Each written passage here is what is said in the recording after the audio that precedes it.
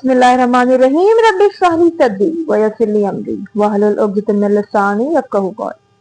Assalamu alaikum, my dear students. Hope you are doing good. I'm making this video especially for my grade 7 students as we are starting our chapter agriculture.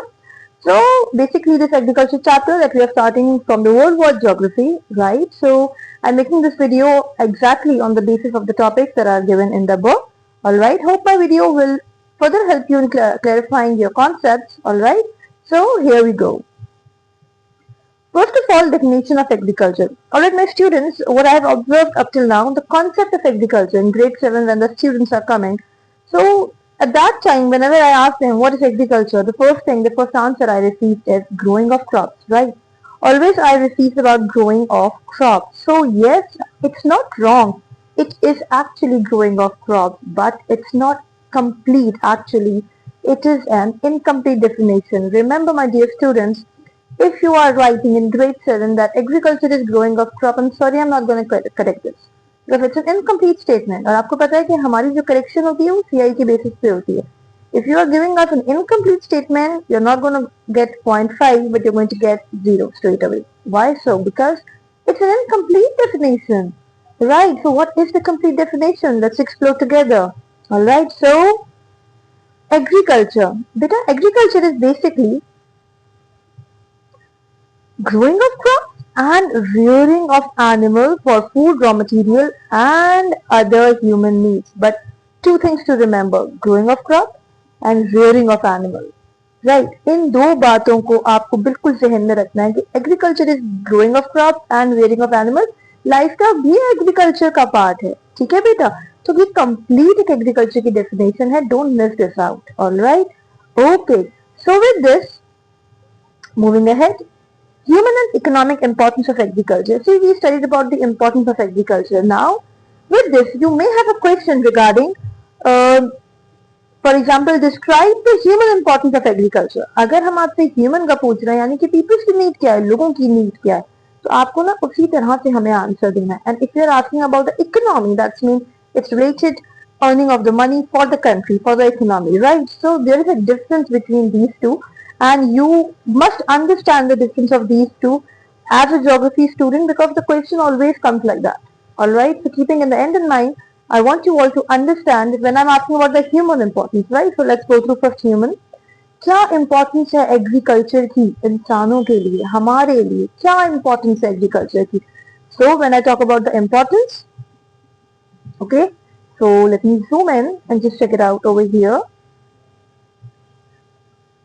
So provide food, right? It provides food such as wheat, rice, fruits, vegetables. It provides employment. And और आपको पता है पाकिस्तान के लिए हम कहते हैं Pakistan is an agricultural country.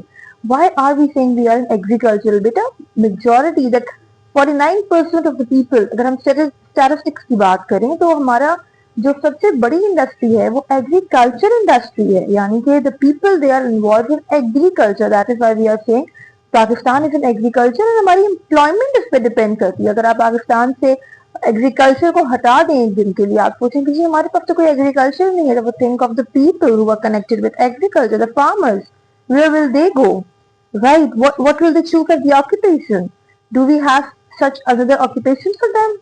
No, not at all, right? So yes, it plays a vital role in our economy. It provides employment. Otherwise कितने सारे लोग हमारी कंट्री में अनएम्प्लॉयड हो जाएंगे. Alright, it insures food security, supports rural development and improve living. कैसे improve करता है लिविंग स्टैंडर्ड?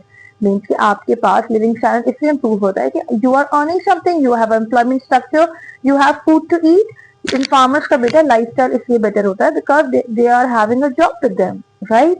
उसके अलावा supplies raw material for daily life, cotton for clothes. आपको ये रॉ मटेरियल प्रोवाइड करता है. अगर हमारे पास एग्रीकल्चर नहीं होगा तो हम इंडस्ट्रियलाइजेशन पे कैसे आएंगे, राइट?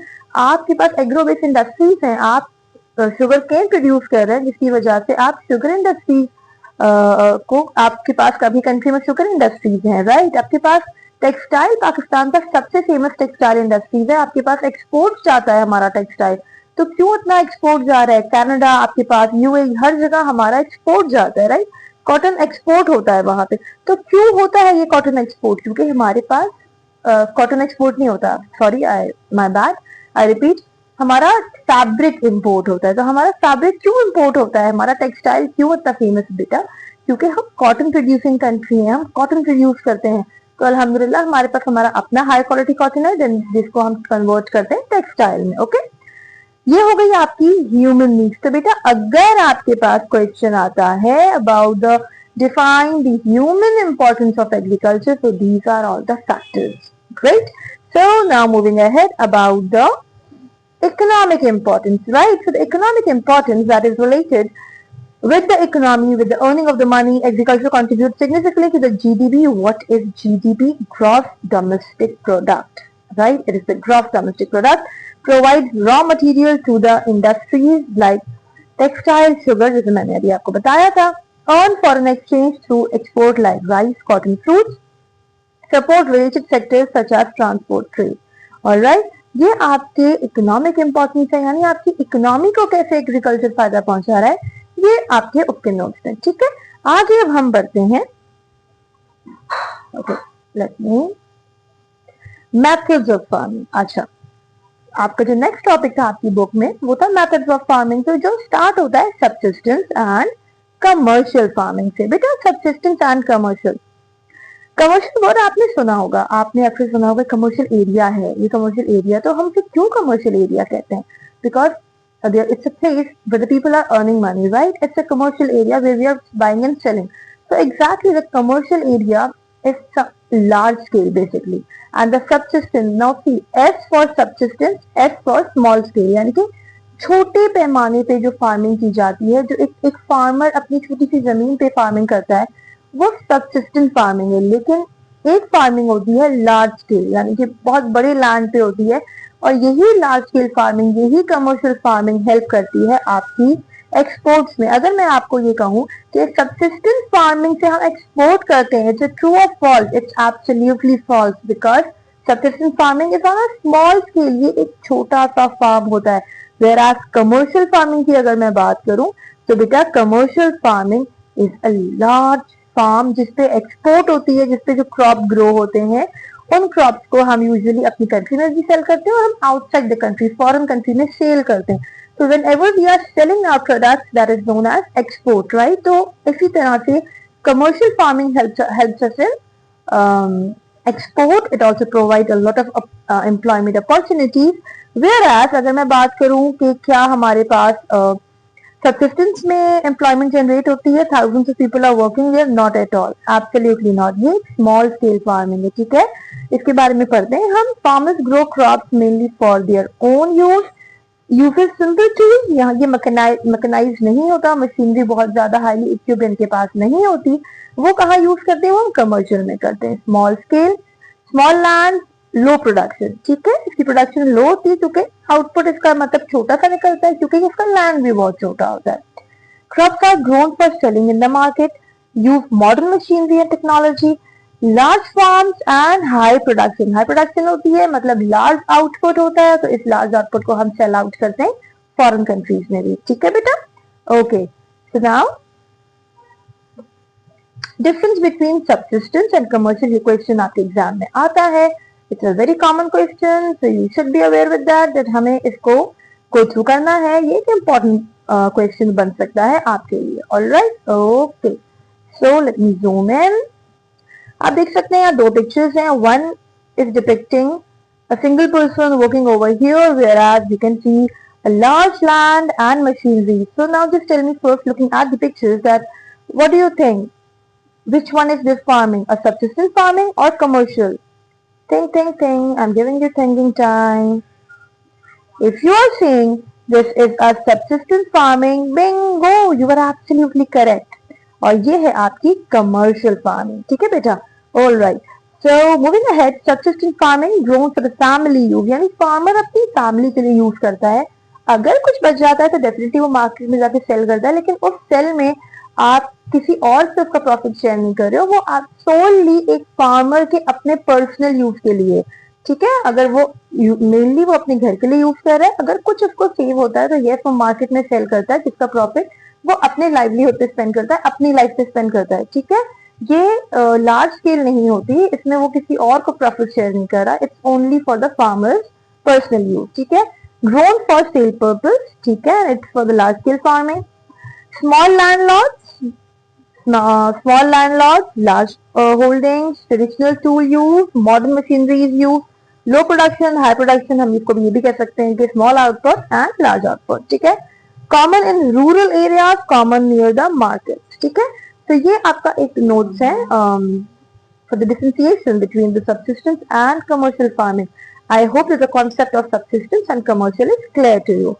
ऑर्गेनिक फार्मिंग, आजकल के दौर में ऑर्गेनिक चीजों का रुझान बहुत बढ़ रहा है because with the span of time the people are getting aware with the more healthy lifestyle, they are adopting the more healthy lifestyle. So what is organic lifestyle, sorry, or what is organic farming actually? Which is organic farming basically uses natural manure. What is manure? And the compost. बेटा manure आपकी होती है जो आपकी एक soil होती है जिसको हम बनाते हैं बेसिकली एनिमल काउ डंग से. जो काउ का वेस्ट होता है, काउ डंग होता है, उससे हम खाद बनाते हैं, राइट.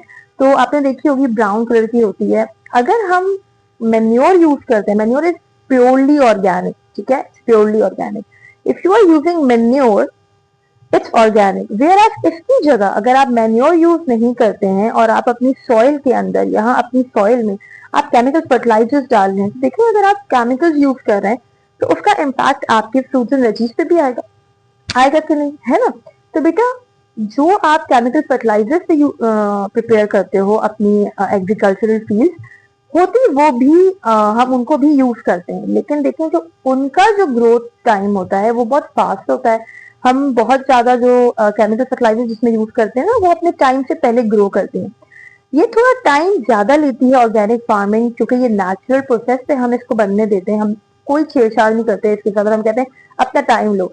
लेकिन क्योंकि ये नेचुरल होती है तो डेफिनेटली इसका टेस्ट और इसके न्यूट्रिएंट्स इसमें बहुत ज्यादा होते हैं as compare to the other farming system that we are going to discuss. Alright, तो फीचर्स की बात करते हैं. Use is natural manure, environment friendly. Why environment friendly? Because कोई केमिकल फर्टिलाइजर यूज नहीं हो रहे हैं इसके अंदर, तो आपके पास इसमें कोई ग्रीन हाउस गैसेज भी रिलीज नहीं हो रही है.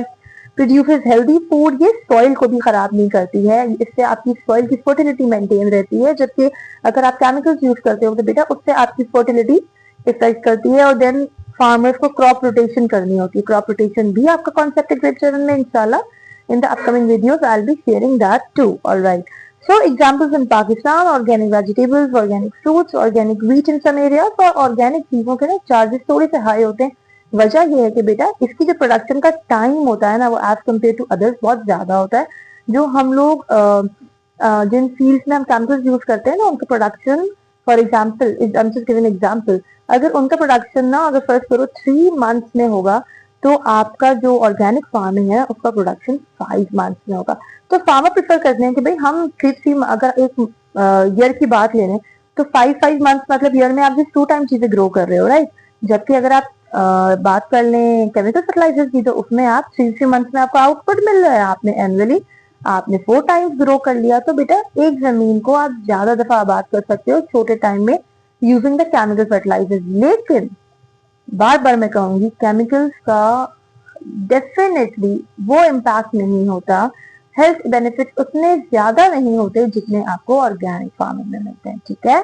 तो दैट इज द रीजन कि आजकल का जो एरा है जब लोगों को अवेयरनेस है माशाल्लाह से, literacy rate day by day high हो रहा है, तो people are opting for the organic farming, right. Okay, smart farming. Now what is smart farming? With a drone you can understand what smart farming they are trying to explain you. Smart farming uses modern technology and increase the agricultural production, right.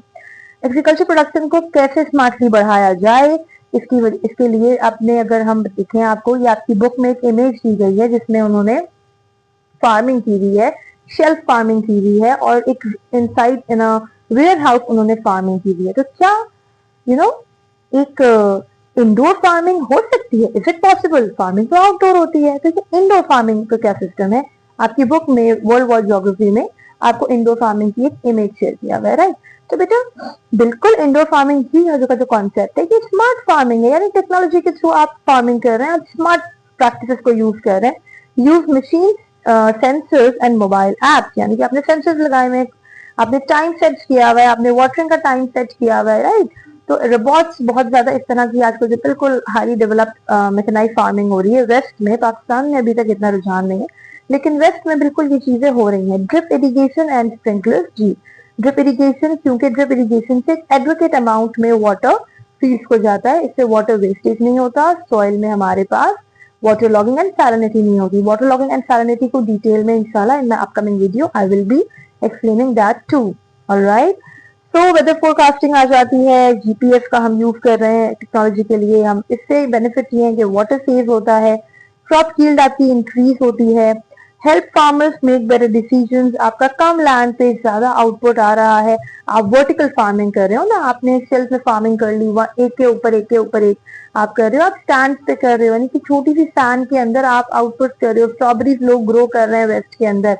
तो ये सब क्या है, पहले तो ये concept नहीं थे, सनलाइट का कॉन्सेप्ट था, तो ये यूवी रेस आपका जरूरी होती है, तो ये लोग कैसे टेक्नोलॉजी के थ्रू उन्होंने ये सारी चीजें चेंज की हैं, ये आपकी स्मार्ट फार्मिंग है। Alright,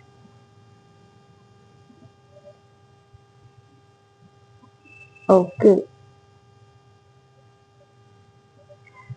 here we go. Key agriculture practices, key agriculture practice की अगर हम बात करें, अगर हम इरिगेशन की बात करें, तो इरिगेशन है क्या? इरिगेशन बहुत इंपॉर्टेंट टॉपिक है, इरिगेशन का कॉन्सेप्ट ग्रेड 9 में डिटेल में आपको पढ़ाया जाता है। But what is irrigation? देखो बेटा, एक होता है natural way of water to the crop, that is rain.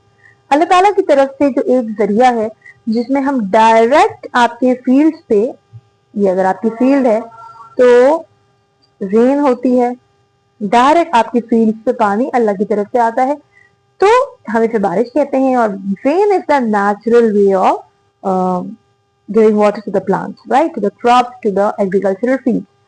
लेकिन इसके अलावा ऐसा कौन सा तरीका है जिसमें डायरेक्ट खुद बहुत पानी आए और फील्ड में आना शुरू हो जाए? तो बेटा बाकी जितने भी तरीके हैं ना, वो हम हमारी ह्यूमन की नीड से दिए जा रहे हैं। फॉर एग्जाम्पल, हमने यूज किया ट्यूबवेल्स के थ्रू पानी देना, हमने हैंड पंप्स के थ्रू पानी देना, कैनाल्स के थ्रू पानी देना, कि ये रिवर है अगर आपका फ्लो कर रहा है तो यहाँ से हमने एक कैनाल बनानी, एक आर्टिफिशियल लिंक बना दिया जिसके थ्रू यहाँ का पानी आपका फील्ड में आएगा। लेकिन ये सब ह्यूमन ने किया, तो दैट इज वाई इनको हम artificial way of providing water कहते हैं। Irrigation is the artificial supply of water, right, to the crop. तो आर्टिफिशियल का मतलब कि it's all man made, right? It's, yes, the water is a natural resource for the humans, लेकिन उस natural resource को fields तक कैसे लाना है, ये humans ने इसके different methods बनाए हैं जिसको हम irrigation कहते हैं, यानी कि artificial supply of water। तो natural supply क्या है? It's only one, that is rainfall। Whatever the other things are, they are artificial। That means कि humans की help के through आपकी जो surface water है, यानी कि rivers हो गए, ponds हो गए, lakes हो गए, या अंडरग्राउंड वाटर है, उन सब को फील्ड तक पहुंचाना है, और किस तरह पहुंचाना है, ये सारा काम इरिगेशन का है। ठीक है बेटा। एरेबल फार्मिंग, देखिए फार्मिंग की बहुत डिफरेंट टाइप्स हैं। एक फार्मिंग आपने देखी होगी जिसमें ओनली ग्रोइंग ऑफ क्रॉप है, लोगों को लगता है वही फार्मिंग है, नहीं। Arable farming is the only growing of crop, जिसके अंदर हम व्हीट, बार्ले, शुगर केन, ये सब जो हम ग्रो कर रहे हैं ना, ये एरेबल फार्मिंग है। यानी कि जिसमें क्रॉप्स ग्रो होते हैं वो एरेबल फार्मिंग है, वेजिटेबल्स ग्रो हो रहे हैं, ये सब एरेबल फार्मिंग है। ठीक है, लेकिन इसके साथ साथ हमारे पास लाइफ स्टॉक फार्मिंग भी एग्रीकल्चर का ही पार्ट है, और पाकिस्तान में तो लाइफ स्टॉक की बहुत इंपॉर्टेंस है। ईद उल अजहा में आप बताइए कि लाइफ स्टॉक कितनी ज्यादा हम लोगों को नीड होती है लाइफ स्टॉक की, right. So that is why बेटा कैटल फार्मिंग हमारे यहाँ ये बहुत ज्यादा फेमस है, and the people are earning not only this, but you know what, now there is also again, हम बलुचिस्तान में, आपको पता है कि लेदर की कितनी डिमांड है, और जो बलुचिस्तान का लाइफ स्टॉक है वो बहुत ज्यादा पसंद किया जाता है एक्सपोर्ट के लिए। मैं स्पेशली बलुचिस्तान क्यों कह रही हूँ, बलुचिस्तान में इसलिए कह रही हूँ बेटा क्योंकि देखिए वो लोग नेचुरल हर्ब्स खा रहे हैं, उनके पास इतनी ज्यादा ग्रोन ग्रास नहीं है, तो वो रेयरिंग के लिए छोड़ देते हैं जमीन पे, और जमीन पे जो नेचुरल हर्ब्स है ना, वो एनिमल्स वो चीजें खाते हैं जिससे उनकी जो लेदर स्किन है ना वो बहुत ज्यादा स्ट्रांग होती है। और दैट इज वाई यूएई में और दूसरे एरियाज कंट्रीज में आपकी बलुचिस्तान की लाइफ स्टॉक की बहुत डिमांड है, बहुत वैल्यू है, क्योंकि उनकी जो स्किन होती है, आपके बहुत बड़े बड़े ब्रांड्स हैं बैग्स के, आपके शूज के, जो पाकिस्तान की लेदर को अप्रोच करते हैं, and it's a fact, it's really a great fact, right? Shortage of quality, okay, problems of life stock, problems of life stock so sorry, problems of life stock भी बिल्कुल आपकी book में question दिया गया है। इसको हम देखेंगे कि प्रॉब्लम्स ऑफ लाइफ स्टॉक है, क्योंकि क्वेश्चन भी आ सकते हैं कि describe the problems of livestock farming, है ना, इस तरह के क्वेश्चन आते हैं।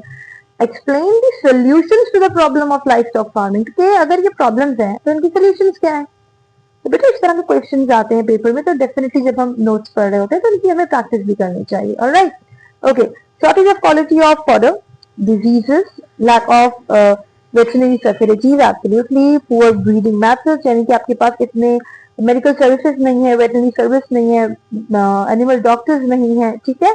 आपके पास what is quality of fodder, fodder is चारा, ठीक है, तो उनको प्रोवाइड करने के लिए हमारे पास फैसिलिटीज कम है। Lack of modern technology, climate problems like droughts and floods, जिसकी वजह से इस बार का जो फ्लड आया था हमारे पास 2025 में, तो इंडिया से बहुत सारा लाइफ स्टॉक फ्लो करके पाकिस्तान में आया। कैन यू इमेजिन, ऐसा हुआ था, यानी कि Indian life stock, Indian buffaloes आपके बहुत सारे पाकिस्तान में एंटर हो गए थे। तो ये बेटा लाइफ स्टॉक के लॉसेज हैं, फिर वो चाहे बॉर्डर क्रॉस भी हो तो ये हो जाते हैं, राइट? ओके, अब हम इसके बाद कंटिन्यू करते हैं। फॉरेस्ट्री, देखिए एग्रीकल्चर के अंदर forestry is also the part of agriculture, so you need to clarify all these concepts। Forestry भी हमारा एग्रीकल्चर का पार्ट है। तो what is forestry? It is the management and protection and use of forest, right? It is the management, protection and use of forest for the environment।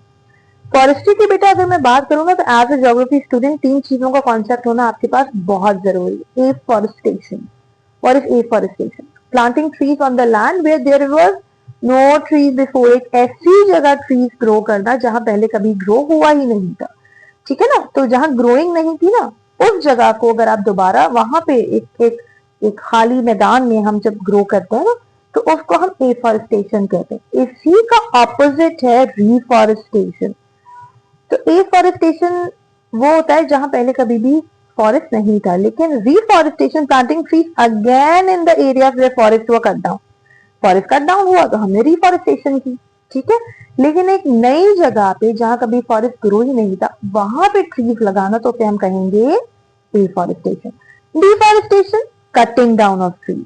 तो अगर मैं कहूं कि डिफॉरेस्टेशन का सोल्यूशन क्या है, कि जो लोग ट्रीज कट करते हैं, लोग भी ट्रीज क्यों कट करते हैं? आपके पास नॉर्दर्न एरियाज में, आपके पास बलूचिस्तान में, आपके पास कई जगह है जहाँ पे फ्यूल नहीं है, राइट? लोगों के घरों में गैस नहीं आती, तो they use it as the fuel purpose, ठीक है। तो आपके डिफॉरेस्टेशन जरूरी होता है कहीं कहीं करना, लेकिन अगर दरख्त का पाकिस्तान में कट रहा है तो उसका सोल्यूशन क्या है? सोल्यूशन होगा रिफॉरेस्टेशन, एफॉरेस्टेशन, यानी कि रीग्रोथ की जाए और ऐसी जगहों पे भी प्लांट्स लगाए जाए जहां कभी भी प्लांटिंग नहीं हुई थी, जहां कभी फॉरेस्ट नहीं था। फॉरेस्ट्री के फायदे क्या है? फॉरेस्ट आपको क्या फायदे देता है, क्या बेनिफिट्स देता है? बेटा ये प्रोवाइड करता है टिम्बर फ्यूल वुड के लिए, और इससे पेपर बनता है। सॉइल इरोजन को प्रिवेंट करता है। अगर कहीं दरख्त है आपका और सॉइल की जो उसकी जो रूट्स होते हैं ना दरख्त के, वो सॉइल को ग्रिप करता है, पकड़ के रखता है, जिसकी वजह से लैंडस्लाइडिंग नहीं होती। ये बहुत प्रोटेक्ट करता है। आपने अक्सर देखा होगा माउंटेन्स में, नॉर्दर्न एरियाज में भी माउंटेन्स लगे हुए हैं, तो जो माउंटेनियस एरियाज है ना, अगर उस पर ट्रीज होती हैं बेटा, डीप इनसाइड उनके जो रूट्स होते हैं ना, वो आपके सॉइल को होल्ड करते हैं, तो दैट इज वाई वो सॉइल इरोजन को रोकते हैं, ठीक है। Improve climate and rainfall, provides habitat for the wildlife, creates employment opportunities, क्योंकि फॉरेस्ट डिपार्टमेंट में कई आपके पास employment opportunities आती हैं, and most of all reduces the air pollution, ठीक है। So this was about the forestry. Now this is my one of the last slides. Let's just quickly wind up this topic. Problems in agriculture. Agriculture की problems क्या हैं, ठीक है।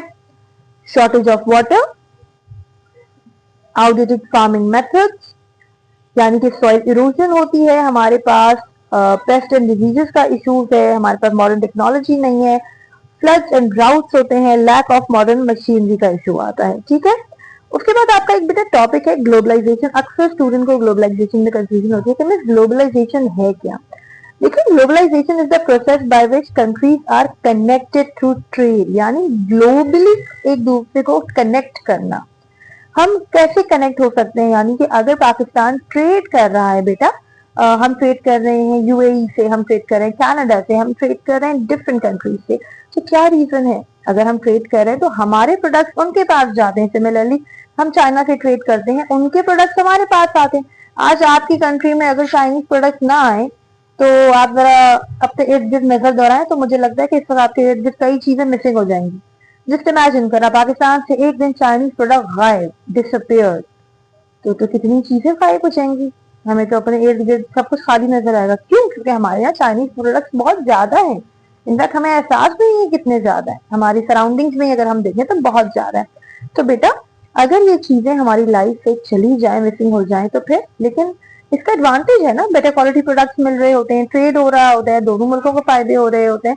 तो बेटा globalisation के कई लोग कहते हैं बहुत फायदे हैं, तो कुछ लोगों का ये मानना है कि ग्लोबलाइजेशन की वजह से लोकल प्रोडक्ट बहुत डिमोटिवेट होता है, लोकल जो आपके ट्रेडर्स हैं उनको लॉस होता है। देखिए हर चीज के प्रॉस एंड कॉन्स तो होते हैं, ठीक है, ऑल राइट। तो ग्लोबलाइजेशन आपको बताना जरूरी था, क्योंकि ग्लोबलाइजेशन पाकिस्तान में हो रही है ना, हमारा ये, हम लोग दूसरे मुल्कों से कनेक्टेड हैं, इसी वजह से हमारे एग्रीकल्चरल प्रोडक्ट्स जाते हैं। एग्रीकल्चर प्रोडक्ट्स में हमारे राइस जाता है, हमारा राइस जा रहा है, हमारी शुगर जाती है, तो बेटा डेफिनेटली हमारे फ्रूट्स जा रहे होते हैं। मैंगो बहुत पसंद किया जाता है पाकिस्तान का, बासमती राइस बहुत पसंद किया जाता है पाकिस्तान का, ठीक है ना, ऑल राइट। तो farmers can sell crop internationally, यानी कि अगर हम कमर्शियल फार्मिंग करते हैं तो उससे हम इंटरनेशनल मार्केट में भी अपनी चीजें सेल कर सकते हैं। Use of modern technology and seeds increase exports of agricultural products, better income opportunities, ठीक है। Word sustainability, student sustainability grade 9 में अब बहुत मैटर करती है, जो हमारा न्यू सिलेबस है उसमें सस्टेनेबिलिटी की बहुत ज्यादा बात की जा रही है। तो please the word sustainability understand what sustainability is. Sustain मतलब to maintain for the future generation. एक चीज को इतना इस्तेमाल करो कि वो इस हद तक इस्तेमाल आप करें, यूज करें कि वो फ्यूचर जनरेशन के लिए सेव हो। ये नहीं कि बस चंद ही सालों में खत्म कर दिया और बोला बाद वाले तो बाद में देखेंगे, ऐसा नहीं होता। You have to use your resources in an adequate amount, right. Sustainable agriculture is farming that needs present food needs without the harming the environment and ensures resources for the future generation, as I said. So, fishing is basically the part of agriculture and there are several advantages of fishing. Fishing आपके पास आपको GDP provide करता है, आपको high protein diet है ये आपकी, आपको इसको आप डॉक्टर्स बहुत प्रेफर करते हैं व्हाइट मीट को, और definitely it's a source of a healthy food. इसके अलावा ये हमें बहुत प्रोटीन देता है, इसके अलावा ये एक्सपोर्ट भी होता है, ये बहुत सारी मेडिसिन में भी यूज होता है, राइट। तो बेटा अगर मैं फिशिंग की बात करूं, provide protein food, all right, okay, let me zoom in. Create employment opportunities, आपकी बलुचिस्तान प्रोविंस में ये काफी एम्प्लॉयमेंट कर रहा है। इसके अलावा बलुचिस्तान में हमारे पास फिशिंग इंडस्ट्रीज भी हैं, राइट। तो it earn foreign exchange through export, support industries like fish processing and packaging, improve livelihood of the fisherman, right. तो remember that beta all of these are the topics we have covered, they are the part of agriculture। अगर आपसे कोई पूछे is fishing the part of agriculture और आप कहते हैं false, तो I'm so sorry students, it's not false, it's true। Yes, fishing is the part of agriculture। मैंने आपसे कहा ना, livestock farming, it's all about rearing of animals, that is the part of agriculture, growing of crops, part of agriculture, forestry, part of agriculture, all right students। With this, I am about to end my video. Hope you have liked my video. If you have not subscribed to my channel yet, dear students, please do subscribe my channel. So stay tuned on Geography with Miss Afia. Stitches everyone. Allah Hafiz.